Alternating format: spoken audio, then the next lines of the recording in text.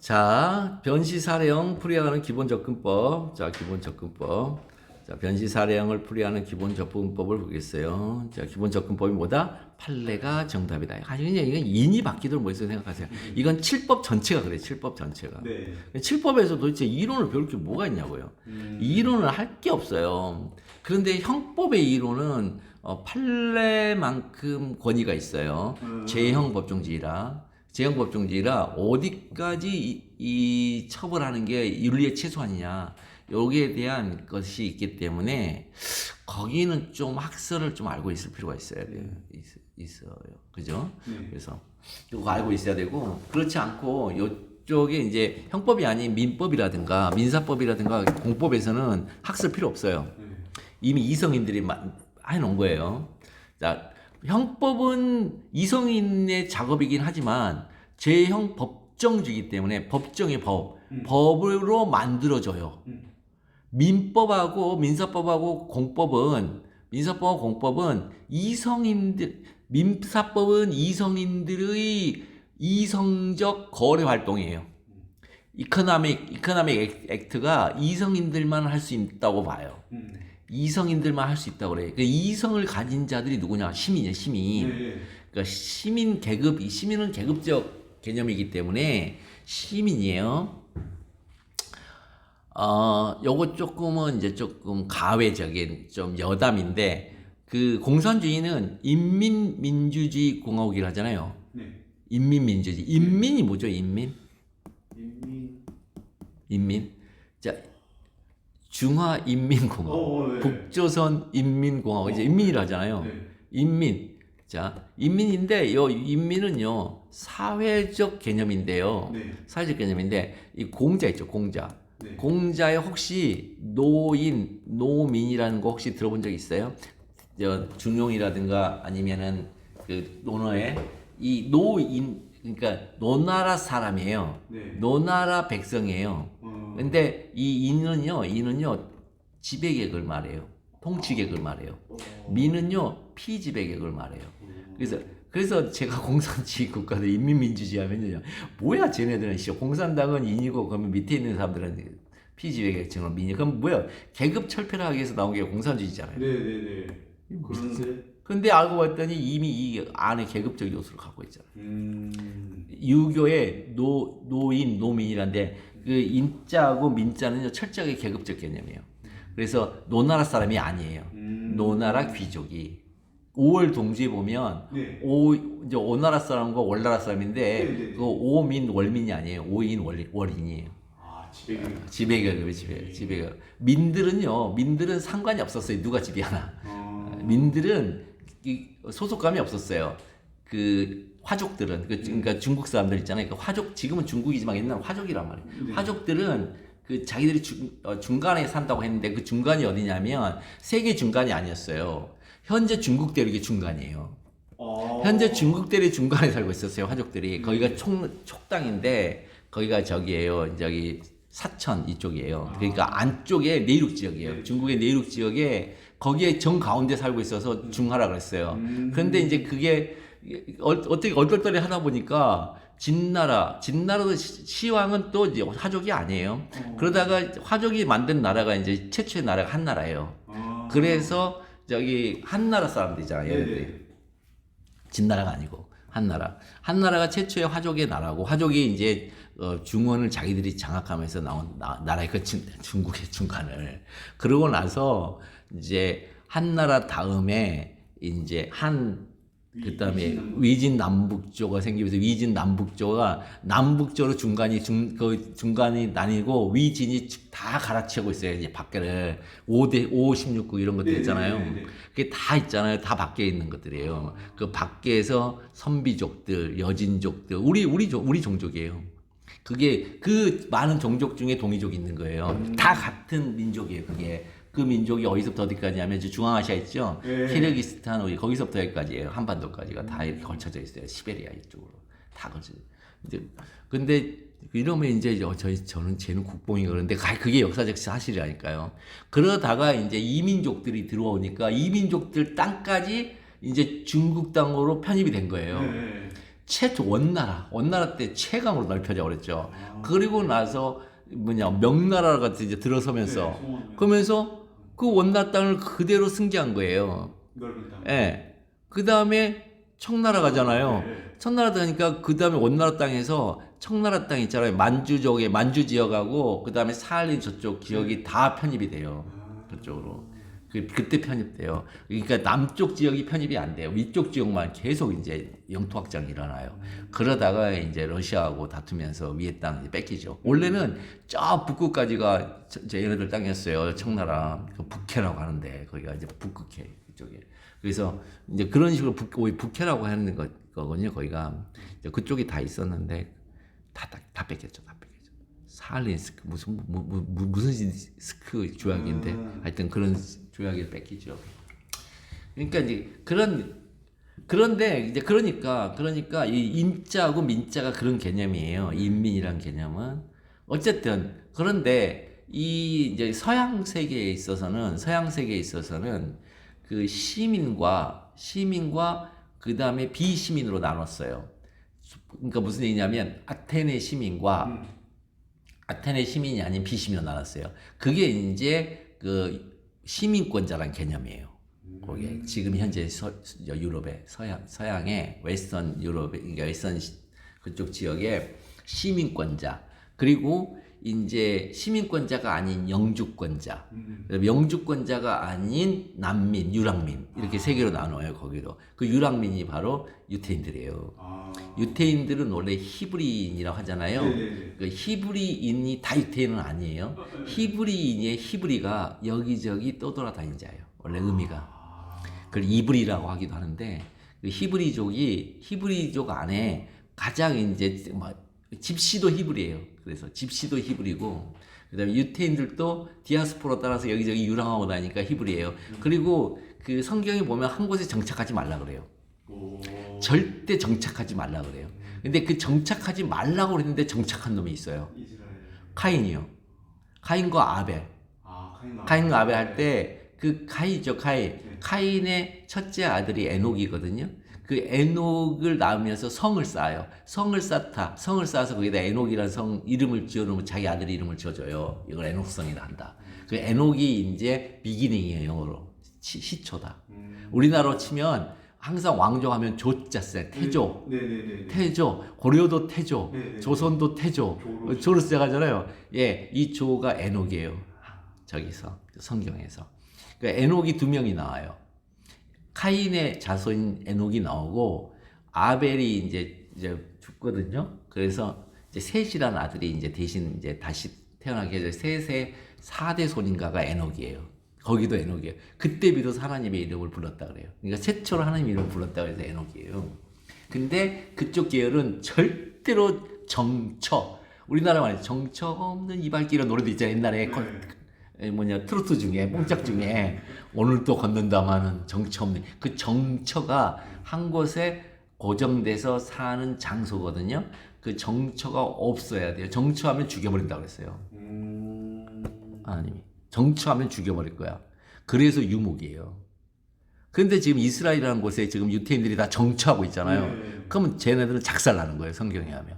그래서 거기 보면은 이게 이제 종말이 오는 이게 이제 징후 중에 하나가 이제 이스라엘 국가가 설립되는 거예요. 정처가 만들어지는 거. 정처하지 말라고 그랬거든요. 성경에서. 그런 것들. 아니, 그런 거 보면 재밌어요. 근데 우리가 꼭 미신 같기도 하고 믿어야 되나 싶기도 하고. 하여튼 그렇습니다. 제가 크리스찬이긴 하지만. 자, 어쨌든, 자, 팔레이 논리대로 풀어가되 의미 있는 견해가 있다면 마지막 소결에 소개하는 것으로 좋게요. 그때 소개할 때도 소개 접속사가 필요해요. 이에 대해서 뭐라고 하는 견해가 있다. 꼭 이렇게 소개를 하는 거예요. 그래서 접속사 반드시 이에 대해서라고 쓰는 거예요. 만약 판례와 정반대 학설의 태도를 문제 풀이의 기준으로 삼아서 취한다면 부적법 소각과 판결, 청구계약 판결을 면치 못하죠. 그래서 법률규정과 판례합하에 법리라 하기도 하죠. 그래서 모든 과목들이 다 동일해요. 법리사하는 경우 법리사하는 이렇게 쓰는 거예요. 절대로 판례 논리에 대적하는 논리 전개 하면 안 됩니다. 자, 일문을 볼게요. 일문을 보면 이 마지막 이거 뭐 엄청나게 길어요. 그게 중요한 게 아닙니다. 마지막이 중요합니다. 자, 갑이 비구청장 상대로 자신에 대한 불선정 치송을 제기했어요. 자, 자신에 대한 불선정 처분 치송을 제기했어요. 그럼 비구청장은 본안전 항변으로 갑에 대한 불선정 처분이 취소되더라도 의뢰에 대한 선정 처분이 취소되거나 효력이 소멸된 건 아니므로 소의 이익이 없다고 주장한다. 이러한 주장은 타당한가 이렇게 나왔죠. 그럼 들어가 볼게요. 협의의 소익에 대해서 풀이하는 방법 알아볼게요. 자, 요거 협의의 소익에 대해서 지금 얘기하고 있는 거예요. 근데 사실 제가 이거 푸는 것 중에 좀 빠진 게 있어요. 이게 경원자 관계에 있어야 돼요, 일단은. 지금 무슨냐? 갑에 대한 불선정 처분과 의뢰에 대한 선정 처분의 관계가 먼저 논증이 돼야 돼요. 아, 네네, 맞습니다. 그걸 제가 놓쳤어요, 저도. 이 부분은 교재의 소설태가 장황해서 상황에 따른 구분 없이 두루뭉실해서 오히려 수험생들로부터 어리둥절하게 만든다. 그래서 상황에 따른 접근법이 무엇인지 함께 알아볼 건데요. 문제의 소재, 이제 묻는 물음은 갑이 B구청장을 상대로 자신에 대한 불선정 처분 취소송을 제기하자 B구청장은 본안전 항변으로 갑에 대한 불선정 처분 취소되더라도 의뢰에 대한 선정 처분 취소는 효력이 소멸된 거 아니므로 소이익이 없다고 주장해. 이러한 주장은 타당한가? 그럼 소이익이 없으려면 자, 취소송도 소송의 한 종류이므로 취소송의 특유한 협의 소익, 특유한 협의 소익 이게 뭐라고요? 이게 효과 소멸, 원상회복 불가능, 임의 법익 침해 해소예요. 그거 위에 보다 간이한 권리유산이 있는 경우, 오로지 이론상 의밖에 없는 소송인 경우, 오로지 부당한 목적만을 추구하는 소송인 경우, 소권이 실효된 소송인 경우에도 협의 소익이 없다. 자, 이 앞에 이 파트요. 소송의 한 종류이므로. 그래서 이게 바로 소송 일반의 협의 소익이에요. 모든 소송마다. 그러면 갑에 대한 불선정 처분 소송의 취소의 특유 협의 소익이, 협의 소익이 없다는 특별한 사정이 엿보이지가 않아요. 즉 효력 소멸, 그다음에 원상회복 불가능, 임의 법익 침해 이런 말 안 나와요. 더 나아가 보다 간이한 권리구사진이 있는 경우 이런 말도 없고 오로지 부당한 목적을 추구하는 소송인 경우도 특별히 보이지도 않고 소권이 실효된 소송인 경우에 해당한다는 특별한 사정도 엿보이지 않아요. 그렇다면 이제 발굴을 해볼게요. 이거 소고했으니까. 이러한 주장은 타당한 것과 관련, 물론 문제와 관련한 첫째, 갑에 대한 불선정 처분 취소이 오로지 이론상 의밖에 없는지 문제된다. 둘째, 갑에 대한 불선정 처분이 취소되더라도 의뢰에 대한 선수 취소는 효력이 소멸된 것은 아니어서 이것도 오로지 이론상 의밖에 없는지 문제된다. 지금 무슨 얘기냐면 효용이 없으면 취소 소송에 효용이 없으면 오로지 이론상 의밖에 없게 되는 거예요. 아, 네. 이렇게. 그러면 이거를 얘기하려면 첫째, 갑에 대한 불선정 처분과 의뢰에 대한 선정 처분의 관계가 문제된다. 첫 번째. 그래서 일허타불기. 일방에 대한 허가가 타방에 대한 불허가로 기결되는 관계에 있다. 그게 첫 번째. 예, 그래서 경원자 관계에 선다. 이걸 해줘야 되거든요. 자, 즉 경원자 관계에 서야지만 경원자 관계 즉 처분청에 자 일방에 대한 허가가 타방에 대한 불허가로 귀결되는 거예요. 그래서 이거를 어떻게 쓰냐면 일허타불기 이렇게 외워요. 일허타불기. 일허타불기 관계를 경원자 관계라 그래요. 요거를 경원자 소송이라 하면 안 돼 절대로.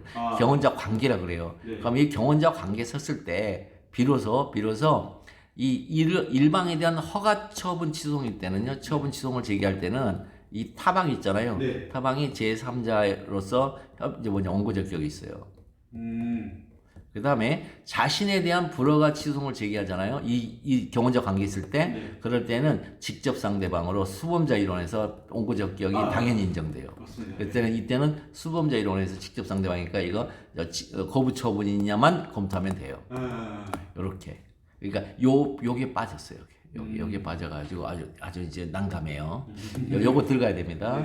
이렇게 돼야지만 이제 비로소 이제 취소송도 제기할 수 있으니까 지금 뭐든 불선정 처분에 대해서 취소송을 제기했단 말이죠. 그러니까 불선정 처분에 대한 취소송이 지금 적법해야 된단 말이죠. 이게 그 관계성이 일단은 논해졌어야 됐어요. 자, 좀 아쉽습니다. 어쨌든 협의 소익을 한번 풀어볼게요. 그러니까 취소송도 소송의 한 종류이므로 취소송이 특유한 협의 소익 이외에 이제 간, 이, 부, 실, 자 간땡이가 보세요. 자 권리부재성이 있는 경우. 오로지 이론상의밖에 없는 소송인 경우, 오로지 부당한 목적만을 추구하는 소송인 경우, 소권이 실효된 소송인 경우에도 협의 소익이 없다. 여기까지가 대전제. 네. 그 다음에 2번 물어볼 문제와 관련하여. 비구청장의 주장은 타당한과 관련하여 물어볼 문제와 관련하여. 자, 첫째, 갑에 대한 불선정 취소송이 오로지 이론상 위밖에 없는지 문제. 그냥 그 자체로 불선정 취소 소송이 그 자체로 오로지 이론상 위밖에 없느냐. 첫 번째. 둘째로는 갑에 대한 불선정 처분이 취소되더라도 을에 대한 선정 처분이 취소되거나 효력이 소멸된 건 아니다. 지금 주장하는 게. 네. 그럼 그것도 오로지 이론상 위밖에 없는지가 문제돼요. 그러니까 그 자체로 취소송 그 자체로 오로지 이론상 위밖에 없는지 아니면 그 취소송은 타당한데 마지막에 취소되거나 효력 소멸이 되는 거 아니어서 오로지 이론상 위밖에 없는지 그런 의미에서 이 부분을 잘 쓰는 수험생들을 보기는 쉽지 않습니다. 소송의 협의 소익은 소송 제도 그 자체의 특이한 협의 소익. 그렇다면요. 여기서 물어볼게요. 취소 소송 제도 그 자체의 특이한 협의 소익이 뭐라고요? 처분의 효과 소멸, 그 다음에 원상회복 불가능, 임의 법익 침해 해소. 그러면 무효 확인 소송 제도 그 자체의 특이한 협의 소익은 뭘까요? 보충성이요. 중성 네. 보다는 아니죠.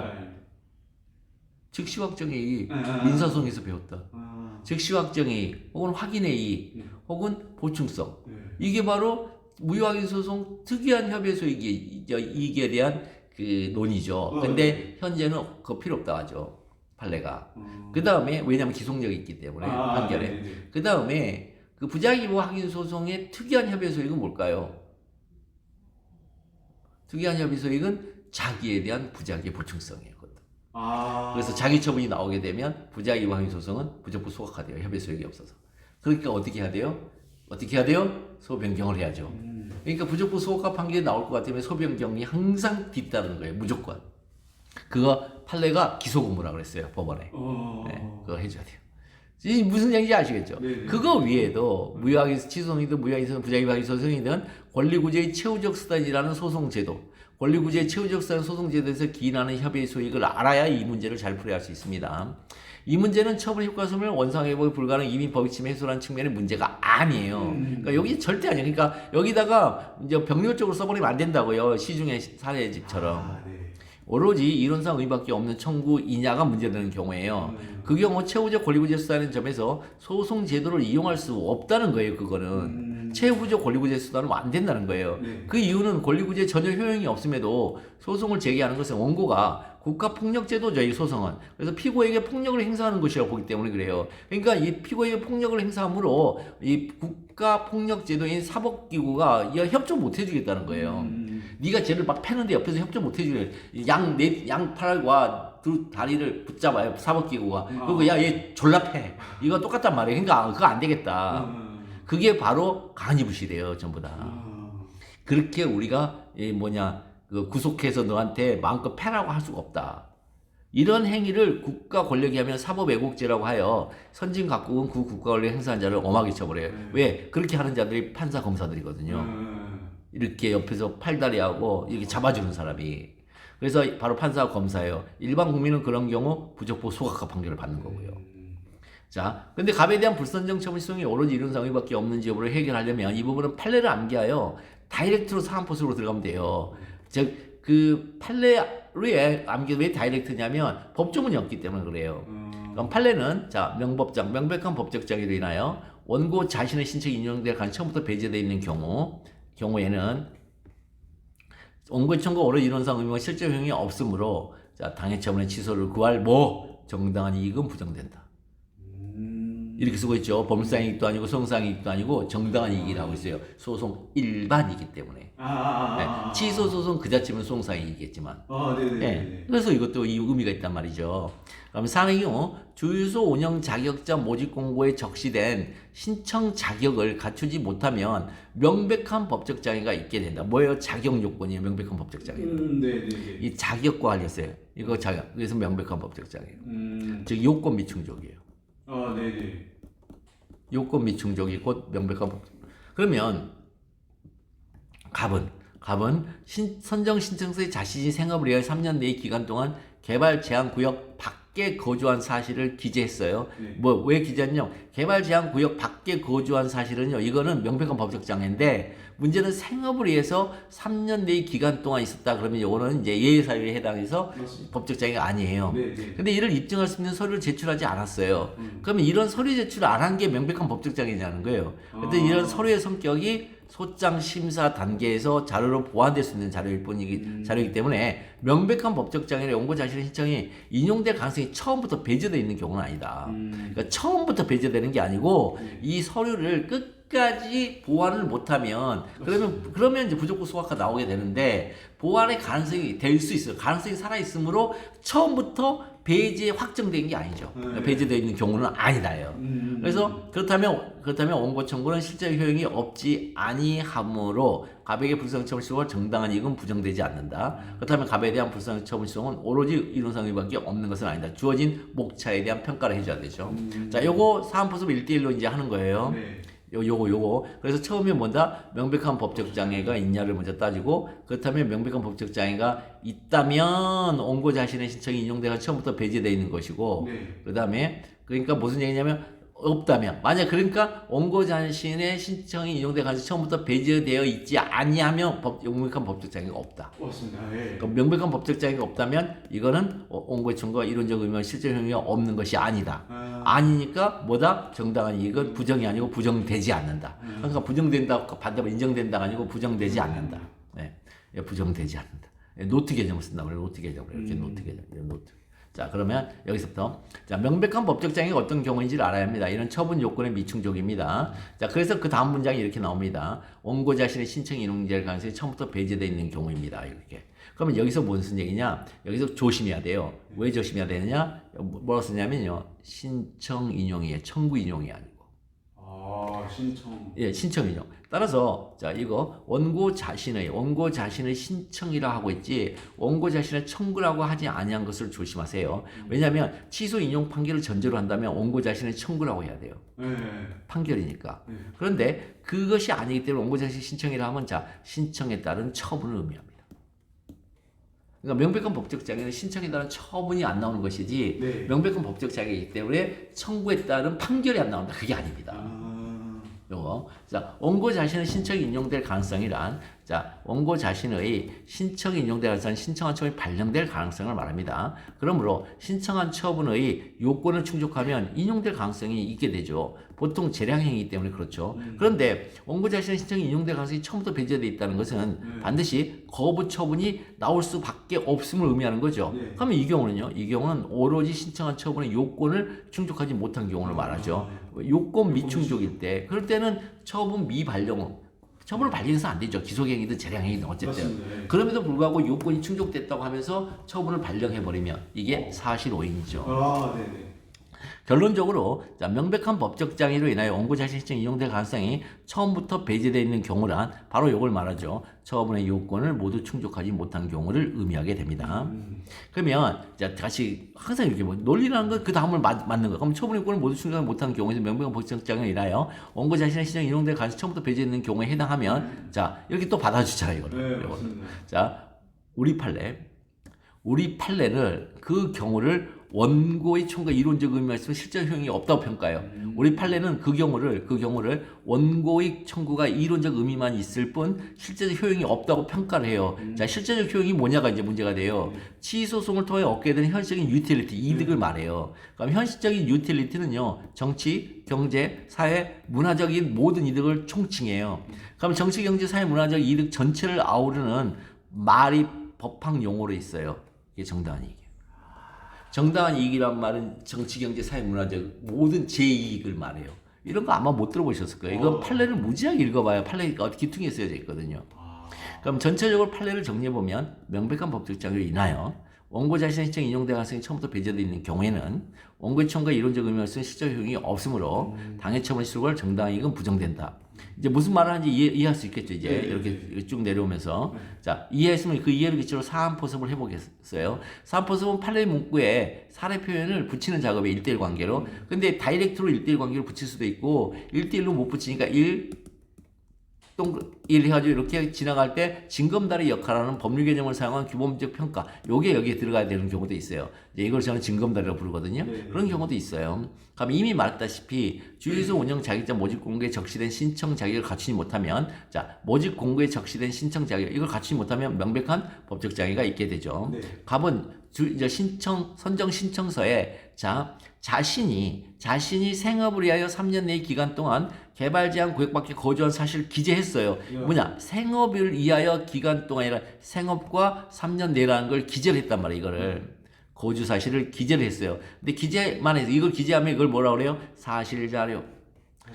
이걸 사실 자료라 그래요. 네. 근데 뭐가 없었느냐? 증거 자료가 없어요. 이를 입증할 수 있는 서류를 제출하지 않았어요. 즉 서증이 없어요. 사실 자료, 기재한 사실, 이것도 기재도 당연히 문서로 내는 거죠. 네. 그러니까 사실 자료 있는데 증거 자료가 없다. 그럼 이것이 거부 처분을 해야만 할 법적 장애인지가 문제가 돼요. 증거 자료, 입증서는 서류 미제출이 곧 거부 처분을 해야만 할 법적 장애이냐. 자, 법적 장애는 자신이 생업을 위하여 3년 내 기간 동안 개발 제한 구역 밖에 거주한 사실이죠. 그런데 그 거부한 목적이 자신이 생업을 위하여서라면 예외에 해당하여 법적 장애 되지 않죠. 그 거부한 목적이 자신이 생업을 위해서라면 예외에 해당하여 법적 장애가 해당하지 않죠. 그러니까 거부하니까 거주한 목적이 이렇게 써놓으니까 약간 왜 이런 말 거주한 목적 거주한 목적이 자신의 생업을 위해서라면 예외에 해당해서 법적 장애 되지 않아요. 문제는 입증 서류를 제출하지 않았다는 거죠. 자, 서류의 미제출이 곧 그 거주한 목적이 없다는 것을 확정하는 것은 아니죠. 네. 그죠? 그래서 미제출된 서류는 소장 심사 단계에서 보완할 수 있는 자료에 불과하죠. 네. 만약 소장 심사 단계에서 보완이 안 되잖아요. 보완이 안 되면 본안에 가서 주장 입증으로 해야 돼요. 이걸 입증이 실패하죠. 그럼 본안에서도 부적법 소화가 나와요. 그러니까 이 사람은 소송 비용 무지하게 쓰는 거예요. 따라서 명백한 법적 장애가 확정된 것은 아니죠. 압니다가 아니라 아닙니다. 그러므로 원고 자신의 시정이 인용될 가능성이 처음부터 배제되는 명백한 법적 장애는 아니게 되죠. 그렇다면 이후의 문장은 판례 문장에 노트를 첨가한 문장으로 전개하면 되죠. 자, 명백한 법적 장애 원고 자신 시정이 인용될 가능성이 처음부터 배제되는 경우에다가 노트를 붙이거나 원고의 청구가 이론적 의미와 실제 효용이 없으므로의 노트를 붙이거나 당해처분 신청을 정당히 부정된다의 노트를 붙이면 돼요. 자, 그래서 노트를 붙여서 한번 해보면 주유소 운영 자격자 모집구에 적시된 시정자가 갖추지 못하면 명백한 법적 장애가 있게 된다. 일단은 이제 전제를 깔아주고 갑은 선정 시청서에 자신이 생업을 위하여 3년 내 기간 동안 개발 제한 구역 밖에 거주한 사를 기재하고 이를 입증한 서류를 제출하지 않았다. 이게 여기까지가 이제 보고 베끼는 거죠. 주어져 있는 사례의 표현을. 그럼 이러한 서류에 이제 특히 징검다리, 소장 심사 단계에서 자료를 보완될 수 있다. 이게 징검다리. 이러한 서류는 보완될 수 있으므로 명백한 법적 장애로 원고 자신의 시청이 인용될 가능성이 처음부터 배제되어 있는 경우 노트는 아니다. 그다음에 원고 청구는 실적 효용이 없다의 노트 없지 아니하므로 자 갑에게 불성처분을 실행할 정당한 이익은 부정된다. 노트 부정되지 않는다. 갑에 대한 불성처분은 오로지 이론상의 법이 없는 이렇게 쓰더라고요. 사안포섭을 이렇게 사안포섭 쓰면 채점자가 미치는 거죠. 채점자가 여러분들 변시 채점자들이 전부 다 있잖아요. 요즘에는 공법도 이론 교수님들이 다 이제 정년퇴직을 하셔가지고 뒤에 교체된 교수님들이 전부 다 실무자들이 들어오고 있어요. 공법도.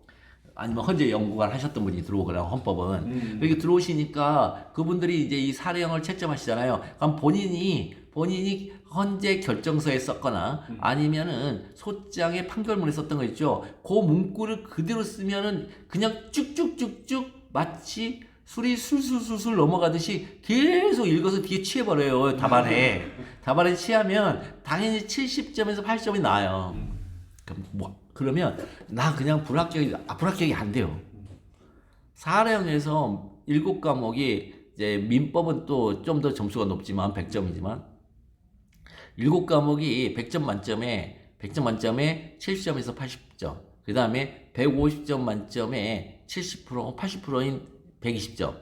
이런 쪽에 이제 그러니까 민사법 150점이니까 이렇게 이제 만약 맞잖아요. 그러면 대박이에요, 대박. 그렇게 맞으면 그때는 선택형을 90개 맞아야 합격해요. 제가 선택형은 150개 중에 120개 언저리를 맞아야 합격한다는 얘기는 사례형이 이제 48점에서 54점 사이에 있을 때 그때는 거기에 가야 경쟁력이 생겨요. 근데 54점의 레인지를 넘어버려요. 그러면 98개를 맞아도 합격해요. 저한테 클리닉 98개 해가지고 합격한 친구도 있잖아요.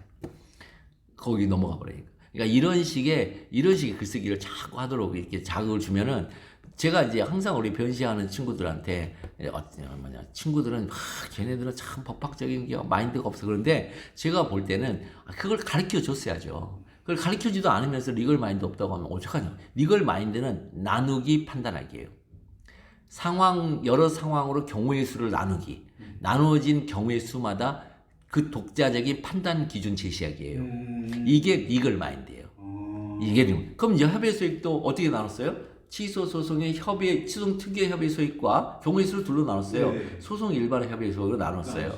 나눈 다음에 각각의 경우의 수마다 판단 기준을 해놨죠. 속과 소멸일 때는 12조 1문의 범사행 플러스 구체적인 현실적인 위험성의 제거. 그 다음에 원상회복 불가능할 때는 주된 이익의 회복 불가능하더라도 부수익의 회복이 가능한 경우에 판례.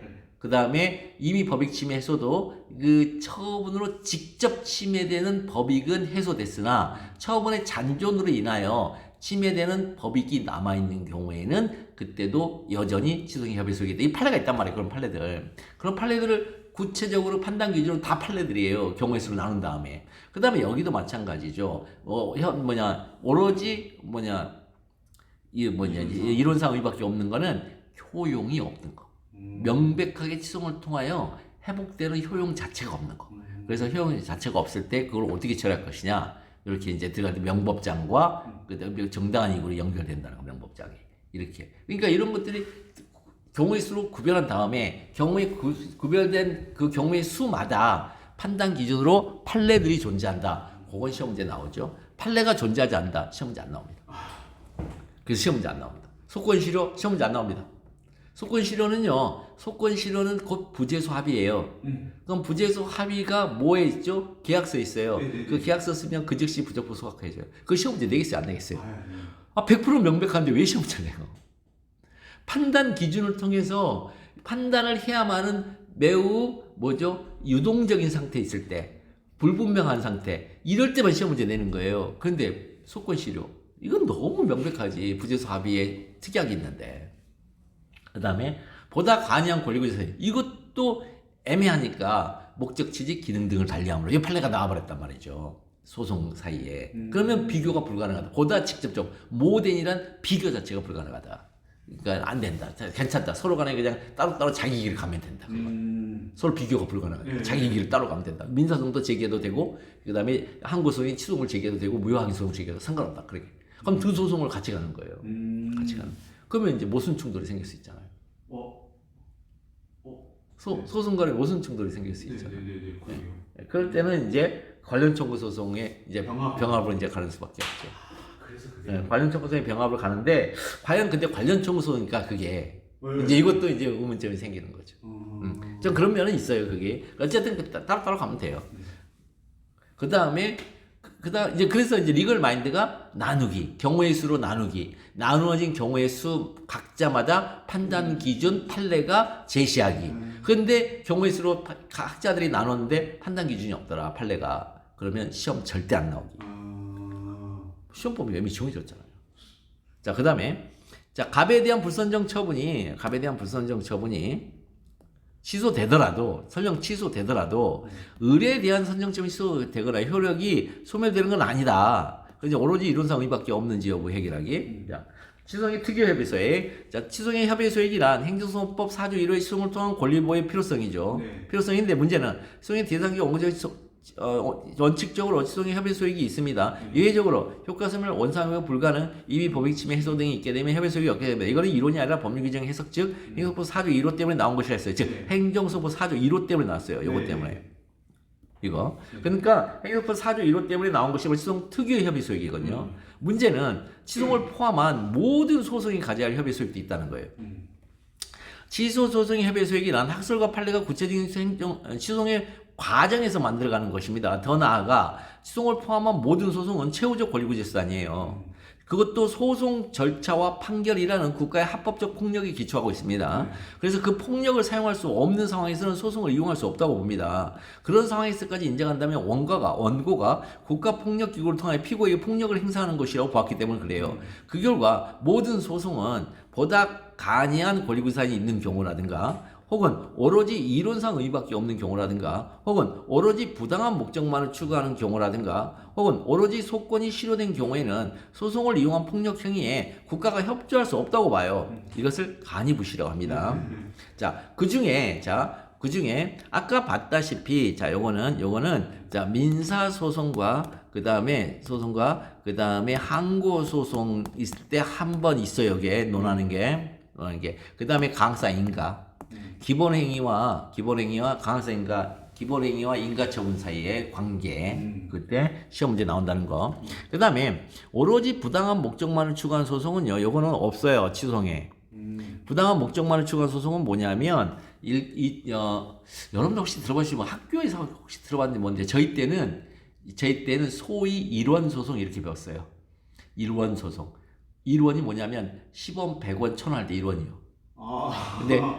근데 그 1원짜리가 없으니까 우리 때 또 갑자기 교수님이 소위 10원 소송이라고 외우라. 니들이 1원 없잖아. 우리 때는 5원 가지고 시장 가고 그랬어. 그러면서 왜냐면 제가 신석기 때부터 살았다고 그랬잖아요. 저 어렸을 때 3살, 4살 때는 1원, 2원, 3원, 4원 이 원자가 있었다고요. 그래서 엄마가 10원 가지고 시장 갔다 왔어요. 지금으로 치면 아마 한 5,000원 될 거예요.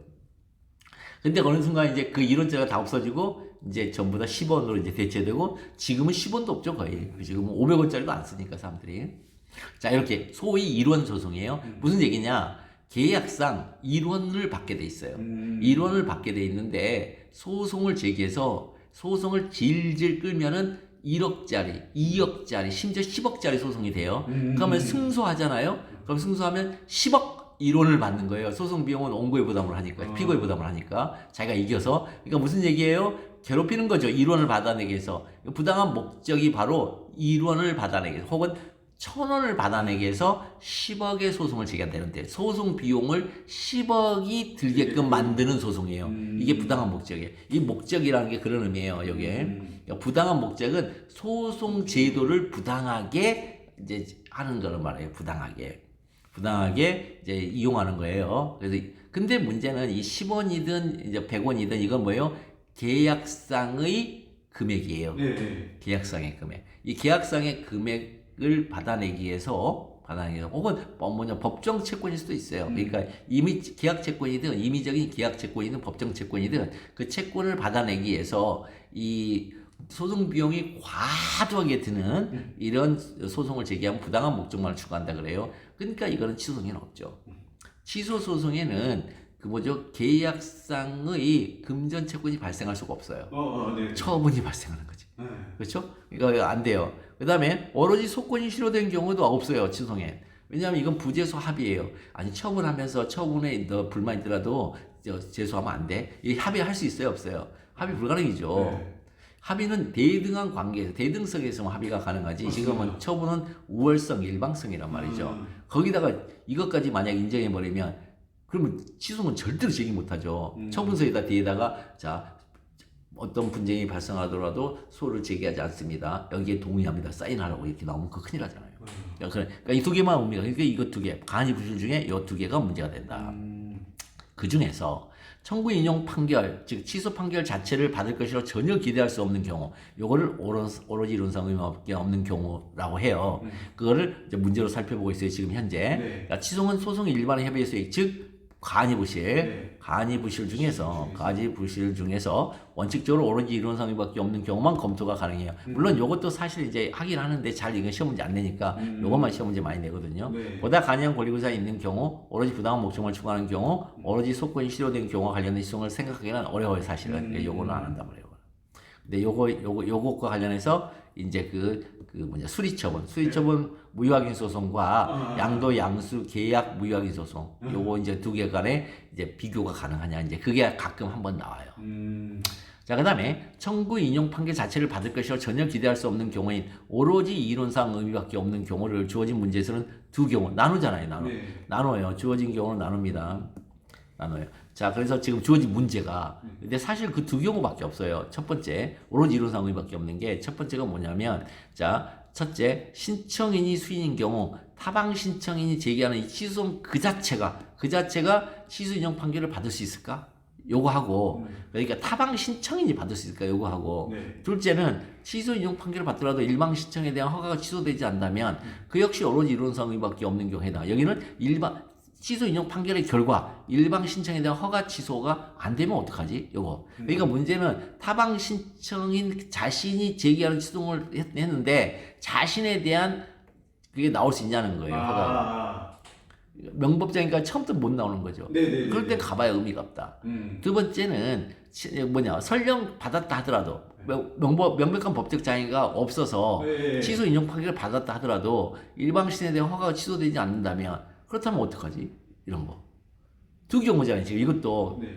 보이지 않는 지금 논리적 판단 순서를 단계로 세우고 있잖아요. 네네. 첫 번째 명법장이 있어. 그랬더니 있으면 그 즉시 안 돼. 근데 없으면은 되는데 그럼 된다면 그렇다면 그래서 취소 인용 판결을 받았어. 취소 인용 판결을 받았는데 만약에 이렇다 불기인데 이 타불에서는 승소했단 말이에요. 근데 1호가 계속 살아있다면 그러면 이거 가서 이긴 무슨 의미가 있냐는 의미가 거죠. 없습니다. 이거 얘기하고 있는 거예요 지금. 그거를 지금 이렇게 얘기를 하고 있습니다. 그래서 이렇게 명법장을 먼저 검토하고 그 다음에 두 번째 검토하는 거예요. 그러니까 주어진 문제에서 요거를 주장했다니 취소 인용 판결이 받더라도 이게 맞는다면 그 역시 오로지 이론상 의밖에 없는 경우에 해당하냐 할 때 보이지 않는 문제가 이게 있다는 거예요. 명법장. 명법장이란 보이지 않는 게 있다는 거예요.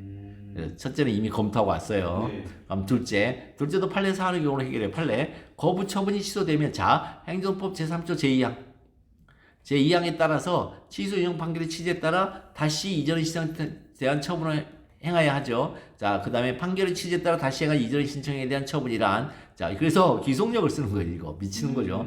취소 인용 판결 적시한 이부판 처분 사유가 아닌 처분 사유에 따른 재처분으로 얘는 신청을 인용하는 처분과 재차 거부 처분이 있다. 근데 절차상 하자의 경우에는 절차를 다시 거쳐서 신청을 인용한 처분에 재차 거부 처분이 가능하다. 내용상 하자의 경우는 원칙적으로 신청을 인용한 처분을 해야 돼요. 그런데 사실 변경 종결 시 새로운 사정 거부 처분 시 이후에 개정 법령된 이거 뭐죠 이거? 이거 아시겠어요? 이거 새로운 사정 그 다음에 거부 처분 이후 시후에 개정 시행된 법령 이게 뭘까요? 요게 뭐냐면 저기 구체화하는 게 아니에요. 구체화하는 게 아니고 그 다음에 요거는 많이 아니에요. 이거 뭐죠? 이거 처분사유 추가 변경에서 당초 처분을 구체화하는 표현에 해당하는 경우에는 그때는 처분사유 추가 변경이 인정돼요. 그 다음에 처분 이제 근거 법령만을 추가 변경하는 경우에도 처분사유 추가 변경이 인정돼요. 지금 그 얘기하고 있어요. 그러니까 요거는 구체화하는 게 아니고 만도 아니기 때문에 처분사유 추가 변경이 인정 안 되죠. 처분사유 추가 변경하니까 뭐 새로운 사유죠. 새로운 사유여서 재차 거부 처분할 수 있죠. 그러니까 처분사유 추가 변경해서 얘기해 줄게요. 너무 빨리 얘기했다. 사안의 경우 그런 얘기예요. 갑에 대한 불선정 처분은 거부 처분이므로 취소 인용 판결이 있게 되면 원칙적으로 신청을 인용하는 처분을 해야 돼요. 신청을 인용하는 처분, 즉 거부 처분 취소 인용 판결을 해야 돼요. 네. 그러나 사실 변론 종결 시 새로운 사정이나 거부 처분 시 이후에 개정 시행된 범위에 따라 재차 거부 처분을 할 수도 있어요. 그러니까 신청을 인용하는 처분을 해야 되는데 재차 거부 처분을 할 수도 있어요. 네. 따라서 갑에 대한 불선정 처분이 취소되면 을에 대한 선정 처분이 취소되거나 효력이 소멸돼요.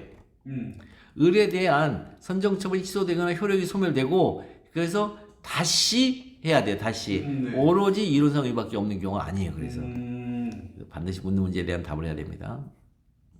자, 그래서 여기 보내준 답안을 보면은 대전제가 정확하게 제시되어 있지 않아요. 뭐 소송 일반의 협의 소익이라는 것에 대한 그 관점 자체가 보이지 않았어요.